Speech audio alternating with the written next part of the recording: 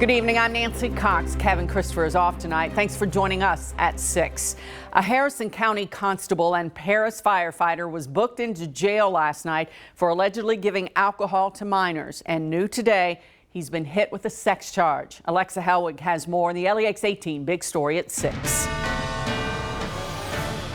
The news surrounding the arrest of Constable William Fields spread fast in Cynthiana. The sworn-in elected official sits in jail tonight because police say he gave alcohol to teens during a party at his house in Cynthiana. Investigators say he let them drive away intoxicated. Dakota Johnson lives in town and wants the recent abuse of power to stop.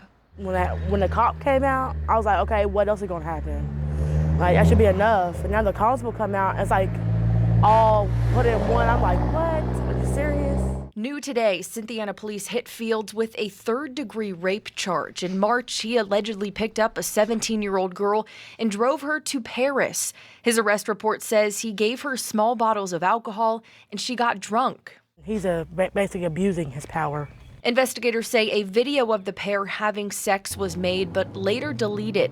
A screenshot showing the two having intercourse was recovered on the victim's phone, and the citation says the teen didn't remember much until she saw the video the next day, and it was crazy because she could hardly recall the night. It makes me feel really, really disgusted, because just take that as being a 17-year-old is somebody's daughter or somebody's sister like that. Covering the news in Harrison County, Alexa Helwig, LEX 18 News. Also in Harrison County, a Cynthiana police officer accused of sexting 2 teenage girls has an arraignment date set for next month. 32-year-old John Philpott was arrested by his fellow officers at the police station earlier this month while he was on duty. He faces 3 child porn charges. According to his arrest citation, 2 girls, a 16 and a 17-year-old, said that Philpott engaged in sexual talk to them over Snapchat. Police say Philpott admitted sending an inappropriate picture of himself to the 17-year-old and received pictures of her in the bathtub and unclothed. The police chief says he took immediate action when he saw the pictures. Philpott joined the force last May but has been suspended without pay. He's scheduled to be arraigned on May 13th. A search for a 3-year-old from Florida believed to be missing and endangered ended last night in Scott County. Authorities in Florida put out an urgent notice about Joshua McAdams. Deputies say his parents failed to bring him to a medically necessary hospital procedure last Monday and did not follow up on the care for his life-threatening condition. They believe the family was headed to Kentucky. Last night, Georgetown police located them at a Super 8 off I-75. The officers say the 3-year-old was taken to a local hospital to be evaluated. Georgetown police say the parents are cooperating. They don't face any charges in Kentucky, but they will face child neglect charges back in Florida. Police in Lexington could use your help as they try to track down a man wanted in 6 shoplifting cases. There's an active warrant out for his arrest, but the manager at High Acres Liquor Store doesn't believe the suspect will lay low for very long. LEX 18's Mike Valenti has more from outside the store that's already been hit twice this month. The manager at High Acres wasn't interested in going on camera, but he felt compelled to share the security footage with us, hoping to deter the suspect from returning for the 3rd time in as many weeks. Police say this is 36-year-old Chad Weathers. Along with an unidentified man, Weathers appears to walk casually up to the counter and waits for the manager to move toward the drive-thru window before he makes his own move. It's possible Weathers felt emboldened because he returns about a week or so later, this time alone, but the playbook appears to be the same. He sees an opening and snatches the liquor bottles. We're told altogether the stolen items were worth at least $400. Police say Weathers has an extensive criminal record and has hit several other stores in the city. Now, if you have any information about this case and you want to remain anonymous, you can submit a tip through Bluegrass Crime Stoppers or call the department on its tip line. We're covering the news in Lexington from the LEX 18 Mobile Newsroom. Back to you. Scott County school leaders got some good news today. The $3.7 million lost in wire fraud has been recovered. LEX 18's Lee Searcy has the story from Georgetown. Scott County is a growing school district, lots going on, including the construction of a new high school. With so many projects in the mix, the district has lots of vendors to pay. Last week, Central Office got some bad news. It paid $3.7 million to a phony vendor that sent an invoice disguised as the real deal. We were given a fraudulent electronic fund transfer form, complete with signature, bank information, taxpayer ID information, everything that checked out. The district learned about the problem when the legitimate vendor inquired about the invoice that was never paid. Fast forward to today, the superintendent says every penny of the $3.7 million was recovered, but the FBI and forensic accountants are still trying to track down the scammer. Dr. Kevin Hubb believes financial transparency in schools is good, but wonders if too much information out in the public is just that, too much. I understand that taxpayers should have access to all of our payment information, but on the other hand, it's not just the taxpayers that have that information. Hubb says he thinks that may be an assignment lawmakers could tackle. And yes, the district is implementing additional precautionary measures to try and prevent this from happening again. Covering the news in Scott County, Lee Searcy, LEX 18 News. A few weeks ago, Governor Matt Bevin made it clear he will be calling a special session to tackle part of the state pensions problem. But now it looks like that will happen sooner than some thought, perhaps as soon as Monday. LEX 18's Carolina Buchek reports.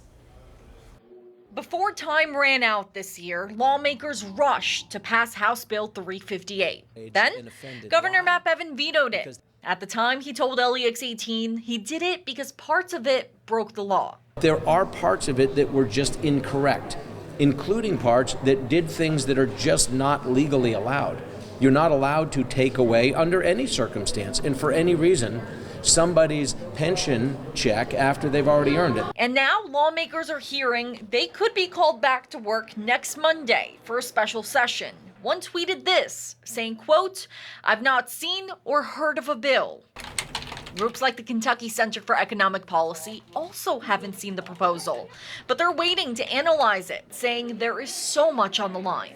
And so there's a lot at stake in the long term for these organizations, for the employees, and for the pension system. Now, depending on what lawmakers do or don't do, quasi-governmental groups like regional universities and local health departments will need to put in a lot more money into the pension system starting this July.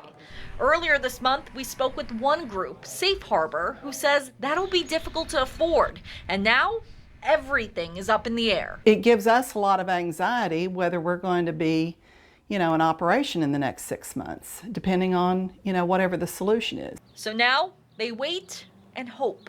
Covering the news, Carolina Buchek, LEX 18 News. It's a great afternoon in Danville Center College with our St. Joseph Health weather bug camera. A little breeze blowing here. You might be able to see right at the edge there's a train departing south headed down toward Junction City. Kind of a hazy sunshine out there this afternoon for us. High thin overcast has been around. There's a lot of pollen in the air, so it's not a perfectly blue sky that you see. Your temperatures, boy, this is hot. For the last day of April, running low 80s, including the 80 in Lexington, same in Flemingsburg, 81, Moorhead, Mount Sterling, Richmond, London, Somerset, Danville. Again, we're all just enjoying the heat. 82 in Frankfurt. Max Track Live Doppler going bet right now is that's probably pollen that we're picking up, or bugs maybe. It's not rain obviously, but there is something out there and pollen is certainly running high, so that's our likely culprit. Future Track, we are looking at a dry scenario for us. There are thunderstorms not all that far away tonight. They're just not coming this way. We work our way through tomorrow. What happens? We will see sunshine at times mixed with clouds, and the clouds will start increasing later in the day. Not rain-making clouds yet. We're going to save that for when we really want it to be dry. We'll talk about your Oaks and Derby forecast coming up in a couple minutes. All right, thanks, Bill. It's baby season for wildlife here in Kentucky, and people around Lexington say they're seeing more foxes, deer, birds, and other critters. We spoke to experts about how to keep your pets and those wild animals safe. LEX 18's Kylan Mills explains. Even in Lexington, you can catch all kinds of wildlife right outside your door. We've got foxes that are having kits this time of year. There are coyotes, not right here in the neighborhood, but we've seen them along more major roads like Todd's Road. The usual rabbits, squirrels, chipmunks, voles. Joni Kling, who lives in Hamburg, says critters can cause quite the stir, especially right now during baby season. Half of them are all excited and want to save the foxes and put out dog food and everything else like that for them, bins of water, and that's not good.